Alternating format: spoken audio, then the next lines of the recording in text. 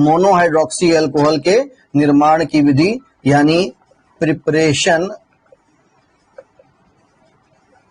Methods for monohydroxy alcohol, monohydroxy alcohol के निर्माण की विधि। ठीक है, हम ये बात कल भी आपको बता चुके हैं कि ऑर्गेनिक में नंबर गेन करना बहुत आसान होता है अगर आप इसको रटने के बजाय समझने का प्रयास करेंगे। तो अगर रटोगे तो कुछ भी नहीं होने वाला, जैसे आप 9th 10th से पढ़ते आ रहे हो वैसे ही सिस्टम चलता रहेगा। ठीक है, तो समझिएगा इस बात को। और सबसे पहली हेडिंग में आते हैं, और सबसे पहली हेडिंग को नोट करना है सबको, लिखिएगा ग्रिग्नार्ड अभिकर्मक द्वारा, ग्रिग्नार्ड अभिकर्मक द्वारा यानी फ्रॉम ग्रिग्नार्ड रिएजेंट, ग्रिग्नार्ड अभिकर्मक द्वारा यानी फ्रॉम ग्रिग्नार्ड रिएजेंट।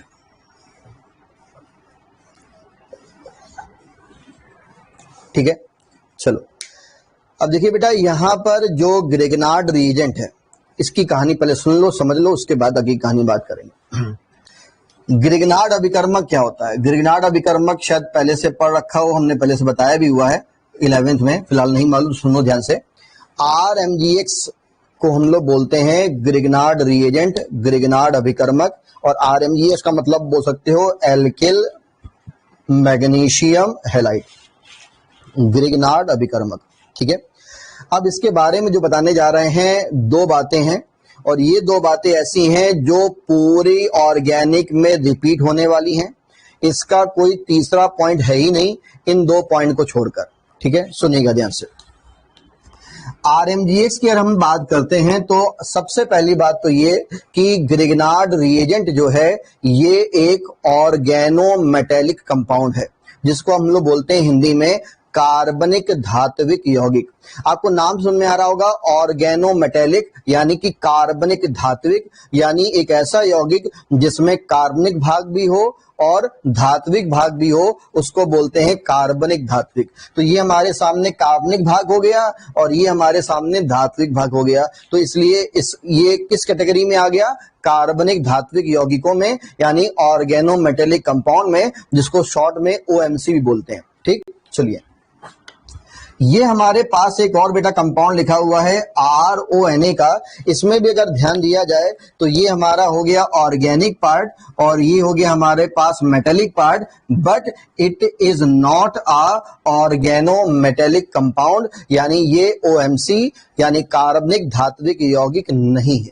ठीक है, तो कार्बनिक धात्विक यौगिक होने के लिए बच्चों सबसे मेन कंडीशन है कि हमारे यौगिक में, हमारे कंपाउंड में कार्बन मेटल बॉन्ड होना चाहिए। M का मतलब यहां पर क्या है? मेटल है। ठीक है, कार्बन मेटल बॉन्ड अगर है तो आप उसको कार्बनिक धात्विक यौगिक बोल पाएंगे। तो आपको दिख रहा होगा साफ साफ, R में सबको मालूम है क्या रखा होगा? कार्बन, और किससे जुड़ा हुआ है?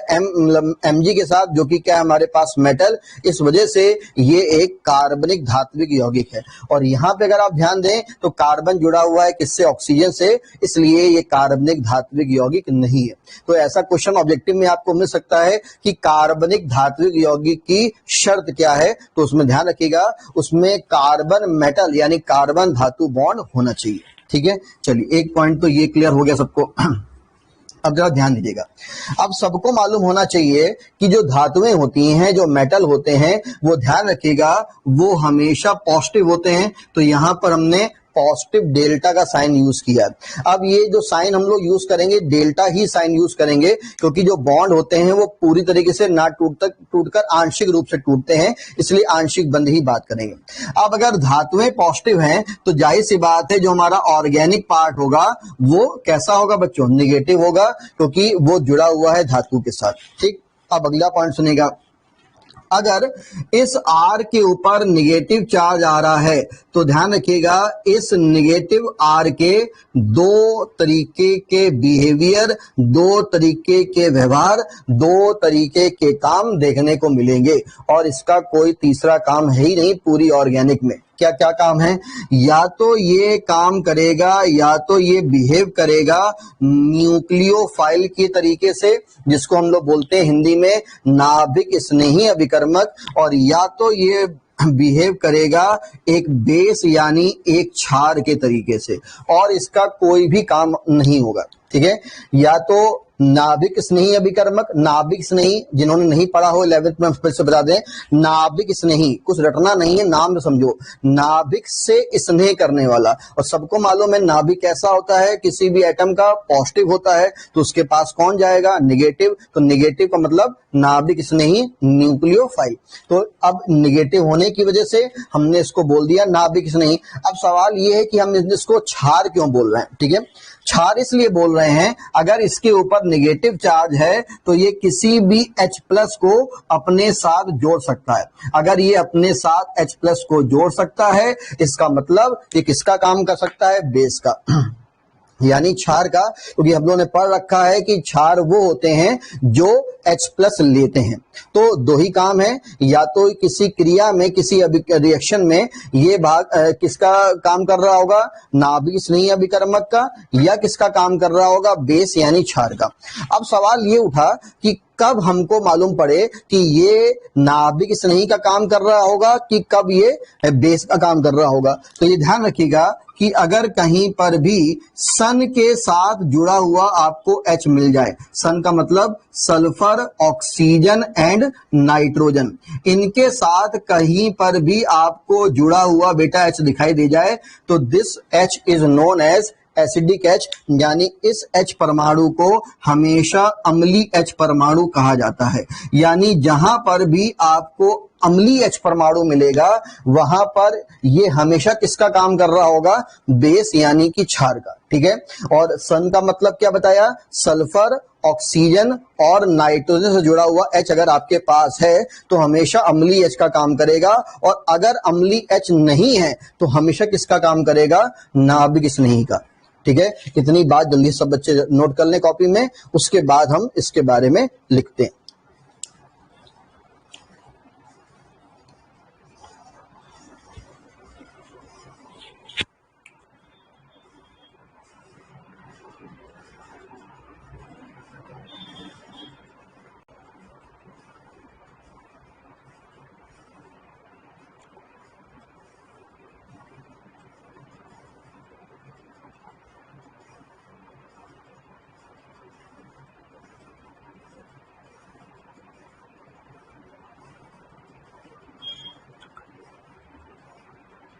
और जैसा कि कहा जा रहा है कि डेली पढ़कर अपने नोट्स डेली बनाते जाइएगा, बात के लिए ना छोड़िएगा, नहीं तो फिर बहुत ज्यादा हो जाएगा और फिर आप उसको फिर कवर नहीं कर पाएंगे। इसलिए डेली पढ़ते रहिए, डेली नोट्स बनाते रहिए और डेली याद करते रहिए, डेली उसकी प्रैक्टिस करते रहिए, तो बहुत आसान लगने लग जाएगी। ऑर्गेनिक में अगर आप स्टार्टिंग से चीजें जल्दी से पढ़ लेते हैं, समझ लेते हैं, और आप फिर देखेंगे कि आगे वही सारी बातें रिपीट होने वाली है। इसलिए समझने का प्रयास करिए, ना कि रटने का।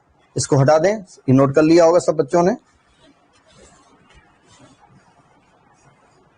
चलिए अब इसकी थ्योरी को लिख देते हैं, जरा पहले लिखिएगा, थ्योरी नोट करते हैं। लिखिएगा एल्डिहाइड व कीटोन की क्रिया, एल्डिहाइड व कीटोन की क्रिया ग्रिगनार्ड अभिकर्मक के साथ, ग्रिगनार्ड अभिकर्मक के साथ कराने के पश्चात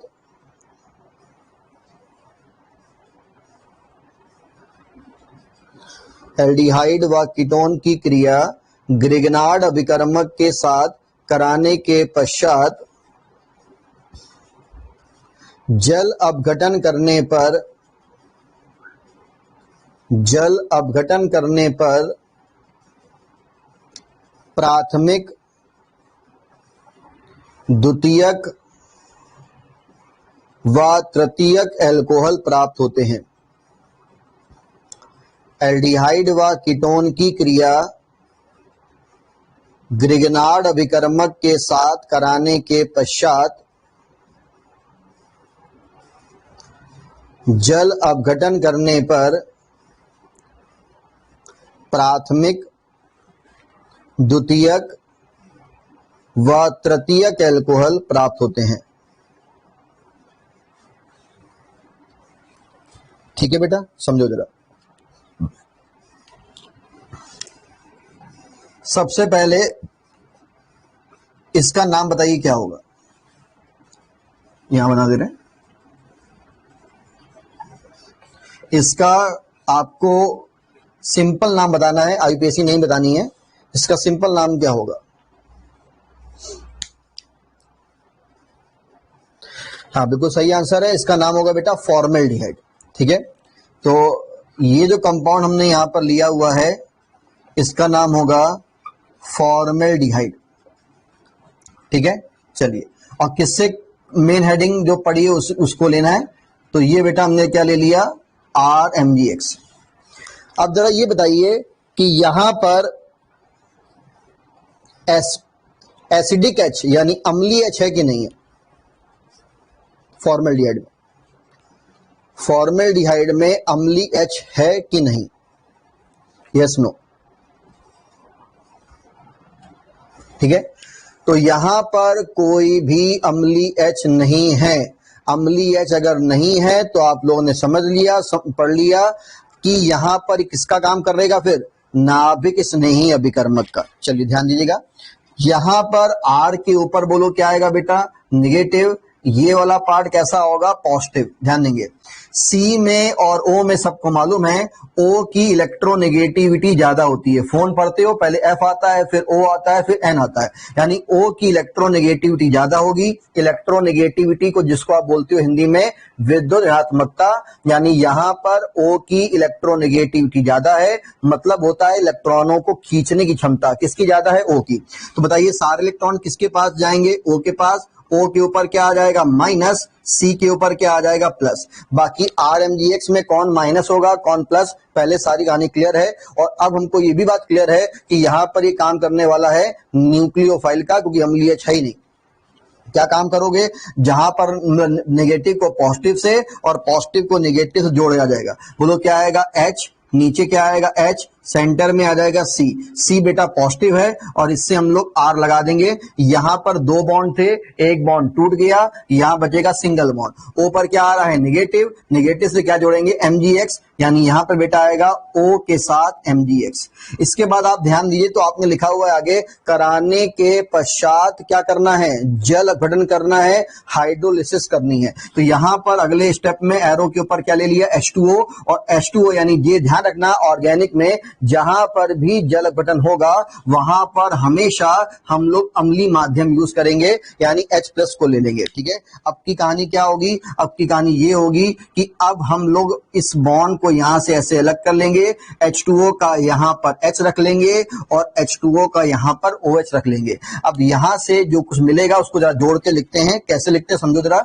ये बोलो क्या है बेटा, R, ये जोड़िए तो क्या आएगा, CH2, और ये जोड़ने पर क्या आ जाएगा, OH। तो जोड़ने पर बोलो क्या बन गया, R, उसके बाद CH2 OH। और कल तक ये जान चुके हैं कि जिस भी अल्कोहल के आखिरी में CH2 OH लगा होगा उस अल्कोहल को बेटा हम लोगों ने क्या कहा था, 1 डिग्री अल्कोहल। प्लस आगे बढ़ेंगे, ये Mg है, ये OH है, ये X है, इनको भी कंबाइन कर लेंगे और यहां पर Mg, OH और X को बाहर कर देंगे और इस तरीके से बन गया हमारा प्राइमरी अल्कोहल यानी 1 डिग्री अल्कोहल। अब अगला पॉइंट सुनो ध्यान से, उसके बाद नोट कर लेना।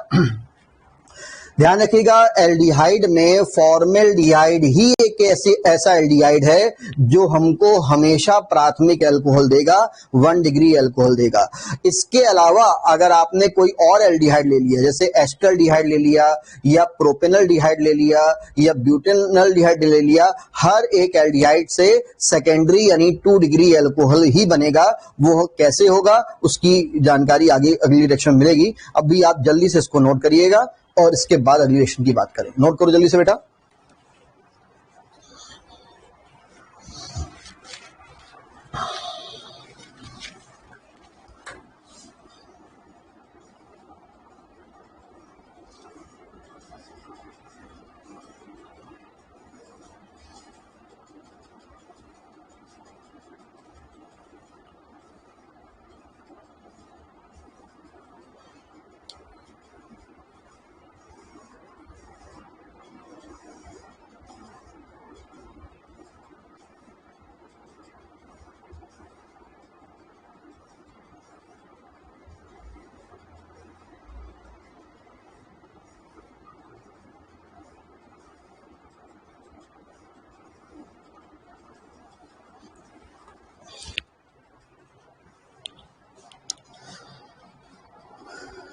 ठीक है।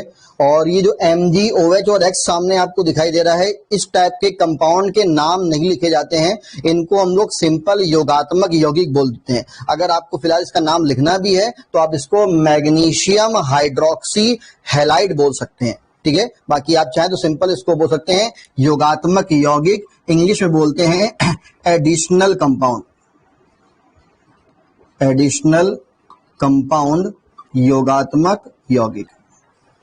चलो बेटा, अब अगली क्रिया में आते हैं। अभी हमने आपको बोला कि अगर आप फॉर्मेल्डिहाइड के अलावा कोई और एल्डिहाइड ले लें तो वो हमेशा आपको द्वितीयक अल्कोहल देगा। देखते हैं कैसे देगा। हमने क्या किया, इस वाले H को हटाकर यहां पर बेटा R लगा दिया, तो ये फिर से बन गया RCHO, और RCHO का मतलब होता है जिसको हम लोग सिंपल बोल सकते हैं एल्डिहाइड, एस्टल्डिहाइड नहीं बोलेंगे, सिंपल क्या बोलेंगे, एल्डिहाइड।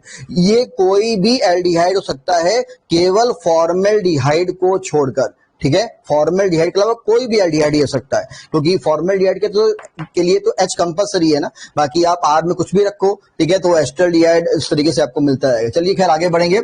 आगे की सारी कहानी वही है, कुछ भी आपको नया काम नहीं करना है। यहां पर बोलो क्या लगा दोगे, फिर से वही R यहां पे चला आएगा। अब बस कंबाइन करोगे, यहां पर आप चेक कर सकते हो R कितने हो गए बेटा, 2, तो आपको यहां पर लेना होगा R2, यहां पर आ जाएगा CH, ये हो जाएगा OH, यानी CHOH, और CHOH सब बच्चों ने पढ़ रखा है, जिस भी अल्कोहल में लग जाएगा वो अल्कोहल 2 डिग्री हो जाएगा। और उसके बाद आखिरी कंपाउंड वही है MgOH और X, ठीक है। एक और बात, ऑर्गेनिक रिएक्शंस में बैलेंसिंग का कोई मतलब नहीं है। आप बैलेंस करो ना करो कोई दिक्कत नहीं है, बस आपका मेन प्रोडक्ट सही होना चाहिए, और वो मेन प्रोडक्ट हमारा अल्कोहल है। बाकी MgOHX लिखो तो भी अच्छा है, अगर लिखना भूल भी गए तो भी कोई समस्या वाली बात नहीं है। जल्दी से नोट करो।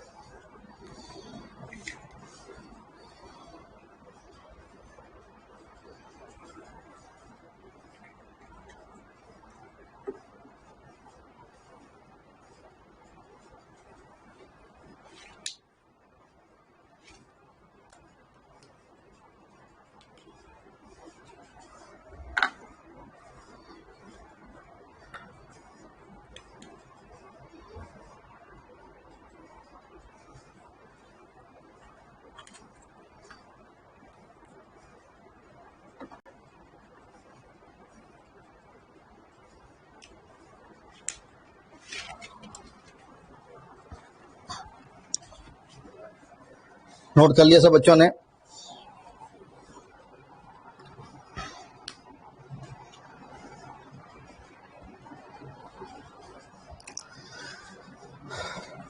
ठीक है बेटा, तो ये आपने देखा कि फॉर्मेल्डिहाइड ने आपको दिया 1 डिग्री अल्कोहल, और बाकी कोई और एल्डिहाइड लोगे तो वो देगा 2 डिग्री अल्कोहल। अब बारी आती है कीटोन की, समझो जरा। कीटोन के लिए अब क्या करोगे बेटा, कीटोन के लिए नीचे वाले H को भी हटाकर R लगा दीजिए, दैट इज RCOR, और इसको अब की बार आप क्या बोलेंगे, कीटोन, ठीक है। बाकी की कहानी वही सब है। RMgX को लोगे, बॉन्ड को कहां तोड़ना है सब कुछ क्लियर है। R जो नेगेटिव है वो पॉजिटिव में, जो पॉजिटिव है वो नेगेटिव में जुड़ जाएगा। इस तरीके से यहां पर भी अब आपकी बार आपको R लगा देना होगा, सारी बातें वही चलती जाएंगी।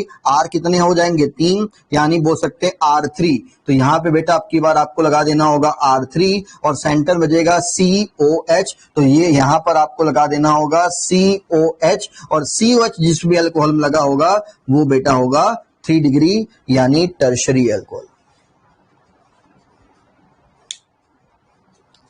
ये जो X यहाँ पर लिया हुआ है, इसको आप Cl ले लें, Br ले लें, I ले लें, कुछ भी ले सकते हैं, सब आपके ऊपर है, कोई दिक्कत नहीं है, ठीक है। वैसे कंपाउंड वहां पे बनते जाएंगे। अगर Cl लिया है तो वहां पे Cl आ जाएगा, Br लिया है तो Br आ जाएगा, I लिया है तो I लीजिए, ठीक है। चाहे कोई भी आप एल्डिहाइड लीजिए, चाहे कोई भी कीटोन लीजिए, हैलाइड कुछ भी ले सकते हैं।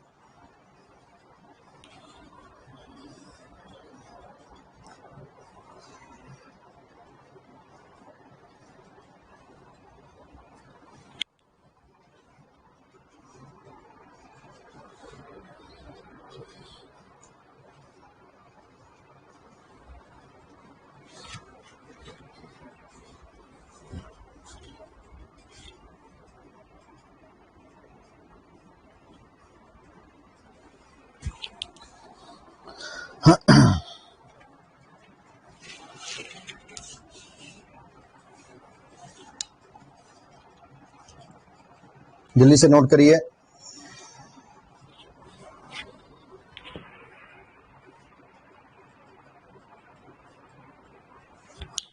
चलो आगे बढ़ेंगे बेटा, और अब अगली हेडिंग में नोट करना है आपको नेक्स्ट पॉइंट के लिए। अगली हेडिंग लिखिएगा एल्डिहाइड तथा कीटोन द्वारा। नेक्स्ट पॉइंट की हेडिंग एल्डिहाइड तथा कीटोन द्वारा। From aldehyde and ketone.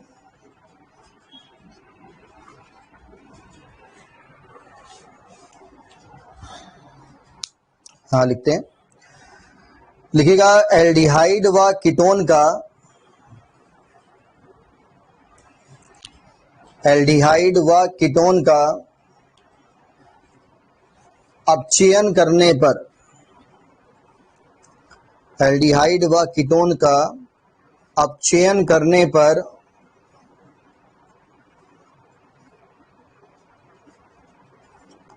प्राथमिक व द्वितीयक एल्कोहल प्राप्त होते हैं। एल्डिहाइड व कीटोन का अपचयन करने पर प्राथमिक व द्वितीयक एल्कोहल प्राप्त होते हैं। ठीक है, देखोगे ये हमारे पास है R, उसके बाद H, और ये बेटा आगे रखा हुआ है O, यानी RCHO, जिसको आप सिंपल क्या बोलेंगे यहां पर, एल्डिहाइड। ठीक है, इसके बाद R सेंटर में है C डबल बॉन्ड O, और इसको बेटा क्या कहा जाएगा, कीटोन। अब हेडिंग में आपने क्या लिखा हुआ है, एल्डिहाइड और कीटोन के अपचयन द्वारा। अब इस बात का ध्यान रखिएगा, अपचयन करने के लिए हमेशा नेसेंट H लिए जाते हैं, नवजात H लिए जाते हैं। मतलब जहां पर भी आप रिडक्शन करेंगे वहां पर इस टाइप के H आपको यूज करने पड़ेंगे। ठीक है भाई, ये जो अपचयन यानी ये जो अपचयन होगा, इसमें कितने H कहां पर आपको लेने हैं ये थोड़ा ध्यान रखना पड़ेगा, बाकी तो और कोई दिक्कत इसमें नहीं है। ठीक है, तो यहां पर अपचयन करने के लिए नवजात H लिए जा रहे हैं, और ये सामने आपको दिख रहा होगा बेटा कौन सा बॉन्ड है, डबल बॉन्ड, और हमने ये पढ़ रखा है पहले कि डबल बॉन्ड में सब कुछ जुड़ जाता है। तो यहां पर हम लोग दो नेसेंट H ले रहे हैं, दो नवजात H ले रहे हैं, और इस डबल बॉन्ड में दोनों H जोड़ देंगे। कैसे, एक H इस वाले कार्बन को देना है और एक H इस वाले O को देना है। आप देख पा रहे होंगे कि C के पास एक H तो पहले से ही है, और एक H हम इसको और देंगे तो बेटा यहां पर CH2 हो जाएगा, और एक H जब O को देंगे तो OH हो जाएगा। तो इसका जो कॉम्बिनेशन बेटा बनेगा वो बनेगा RCH2OH। ठीक है, RCH2OH, और जिसमें भी CH2OH लग जाए आपने पढ़ रखा है उस एल्कोहल को हम लोग बोलेंगे प्राइमरी एल्कोहल, प्राथमिक एल्कोहल, सिंपल भाषा में 1 डिग्री एल्कोहल। यही कहानी यहां पर भी होगी, यहां पर भी हम 2H या 2 नेसेंट H, 2 नवजात H का यूज करेंगे, और फिर से ये 2 नेसेंट H इस डबल बॉन्ड में जोड़ दिए जाएंगे। तो बोलो देखो क्या आएगा, R, नीचे भी R, सेंटर में C आएगा, एक H इस वाले C में तो CH हो जाएगा, एक H इस वाले O में तो बेटा OH हो जाएगा। CHOH आ गया, इस वजह से हम लोग इसको बोल सकते हैं सेकेंडरी एल्कोहल या 2 डिग्री एल्कोहल। अब इसमें इंपॉर्टेंट क्या है, इसमें इंपॉर्टेंट यहां पर यह है कि जो भी हम लोग अपचयन करते हैं उसके लिए कोई ना कोई अभिकर्मक यूज करना पड़ता है। अब ये क्या क्या होंगे, क्या क्या हो सकते हैं, उसको जरा देख लेते हैं। बेटा आप इस पूरी रिएक्शन में जो अभिकर्मक यूज कर सकते हो उसमें हम बता रहे हैं। सबसे पहले जो मोस्ट कॉमन है तो काफी यूज होता है वो है बेटा LiAlH4, जिसका नाम है लिथियम एल्यूमिनियम हाइड्राइड। ठीक है, इसके बाद दूसरे नंबर पे हमारे पास है Na/C2H5OH। ठीक है, यानी Na और C2H5OH लेकर भी आप ये पूरी क्रिया करेंगे, आपको पूरी रिएक्शन यही मिलेगी। हर बार इतने H लेने हैं, बाकी अभिकर्मक बदल सकते हैं। इसके अलावा यहाँ पर एक और अभिकर्मक है जो कि यही काम पूरा कर सकता है, और उसका फॉर्मूला बेटा ये है NaBH4, नाम होगा सोडियम बोरोहाइड्राइड। ठीक है, और उसके बाद चौथे स्टेप में आप यहाँ पर H2 ऑब्लिक Ni को लेकर भी ये पूरी क्रिया कर सकते हैं। खाली आखिरी वाले के लिए जरा सुन लीजिएगा, आखिरी वाले में हमने पहले से ही H2 और ऑब्लिक में क्या ले लिया, Ni, यानी अब आपको ये जो दो नवजात H दिख रहे होंगे, दो नेसेंट H दिख रहे होंगे, ये यूज करने की जरूरत नहीं है। यहां पर H2 ले लिया जाएगा, एरो के ऊपर निकल लिख दिया जाएगा और यही अल्कोहल बन जाएगा। ठीक है, यहां पर भी हम H2 ले लेंगे, यहां पर भी निकल लेंगे और ये आपको 2 डिग्री अल्कोहल बनाकर देगा। ठीक है, लेकिन H2 के द्वारा जब हम लोग अपचयन कर रहे होते हैं तो ध्यान रखिएगा बच्चों, उसको हम लोग बोलते हैं कैटालिटिक रिडक्शन, हिंदी में बोलते हैं उत्प्रेरकी अपचयन। कब? जब हम H2 और ऑब्लिक Ni का यूज करेंगे तब। बाकी सिंपल इनके लिए आपको नवजात H ही यूज करने हैं, चाहे लिथियम एल्यूमिनियम हाइड्राइड आप ले लें, चाहे आप सोडियम और अल्कोहल ले लें, और चाहे आप सोडियम बोरोहाइड्राइड ले लें। इन तीनों केसेस में आपको नेसेंट H का ही यूज करना है। और यही सारी बातें नीचे वाली अभिक्रियाओं के लिए भी आप ले सकते हैं, इसमें भी वही सारी बातें यूज होंगी। जल्दी से नोट करिए।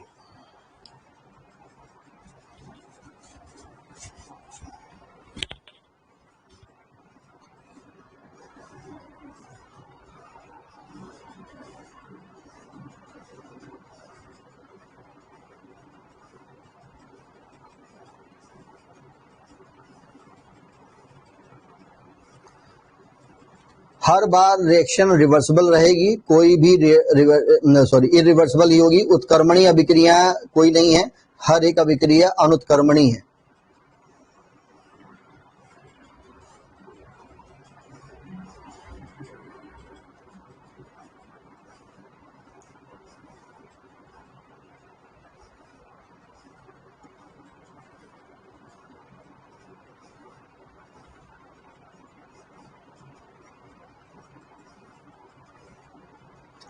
ठीक है, नाम चाहे तो फिर से हम रिपीट कर दे रहे हैं। LiLH4 का नाम है लिथियम एल्यूमिनियम हाइड्राइड, और थर्ड नंबर पे NaBH4 का नाम है सोडियम बोरोहाइड्राइड। ठीक है, जब हम लोग आगे बढ़ेंगे तो आगे बढ़ने पर एक चैप्टर पढ़ने को मिलेगा आपको एल्डिहाइड कीटोन का। उसमें हम लोग, अभी तो आपको दिख रहा हो कि दोनों मतलब चारों में कुछ भी नहीं समझ में, मतलब सेम सबका काम समझ में आ रहा होगा कि चारों में से कुछ भी ले लें, कंपाउंड वही बनेगा। ठीक है, लेकिन जब हम एल्डिहाइड कीटोन बताएंगे तो उसमें हम समझाएंगे आपको कि बेसिकली इनमें अंतर होता क्या है। ठीक है, यानी अगर आपने मतलब एल्डिहाइड को या कीटोन को अल्कोहल में तो ये चेंज करेंगे, और इसके अलावा किसको ये चेंज कर सकते हैं, वो आपको एल्डिहाइड कीटोन चैप्टर मिलेगा, तब जाके आपको इनके विषय में कुछ अंतर मालूम पड़ेगा। इन क्रियाओं के लिए फिलहाल चारों का काम सेम है, चारों एक ही टाइप से अल्कोहल बनाएंगे। जल्दी से नोट कर लीजिए।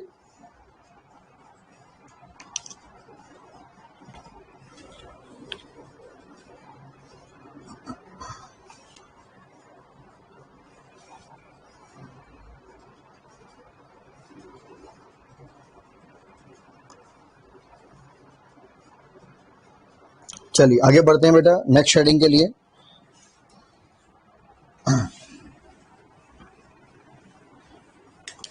और एक और बात ध्यान सुन लीजिएगा भाई, ऑर्गेनिक केमिस्ट्री में कहीं कहीं पे बहुत इंपॉर्टेंट पॉइंट आपको मालूम पड़ेंगे, और ये पॉइंट उस जगह पे जानी जहां पे आप उस रिएक्शन को लिख रहे हैं वहां तो नोट करते ही रहिए। आप एक ऐसा पेज कहीं पे ले लीजिए कॉपी के पीछे, या कहीं अलग से कोई एक पेज ले लो जिसमें ये सारे पॉइंट एक साथ नजर आने चाहिए पूरी ऑर्गेनिक केमिस्ट्री के, और ये इतनी बड़ी आपकी हेल्प करेंगे कि आगे के जो आगे आने वाले जो कन्वर्जेंस हैं या क्वेश्चंस हैं वो बड़ी आसानी से इन पॉइंट से सॉल्व हो पाएंगे। इसलिए अगर आपको कोई भी इंपॉर्टेंट पॉइंट समझ में आता हो किसी भी रिएक्शन में लेकर, तो उस पॉइंट को आप अलग से एक पेज पे जरूर नोट करते जाइएगा, और ये ऐसे पॉइंट होंगे जो सारे एक साथ लिखे जाने चाहिए। क्लियर है? चलो आगे बढ़ते हैं। हेडिंग में नोट करिएगा, आगे लिखिए नेक्स्ट पॉइंट के लिए,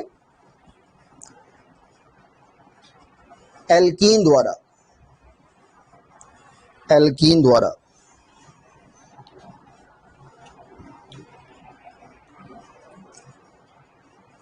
हाँ लिखेगा, एल्कीन में तनु H2SO4 की उपस्थिति में, एल्कीन में तनु H2SO4 की उपस्थिति में जल का योग कराने पर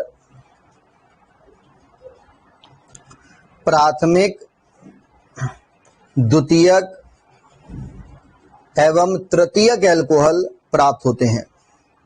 प्राथमिक, द्वितीयक एवं तृतीयक एल्कोहल प्राप्त होते हैं।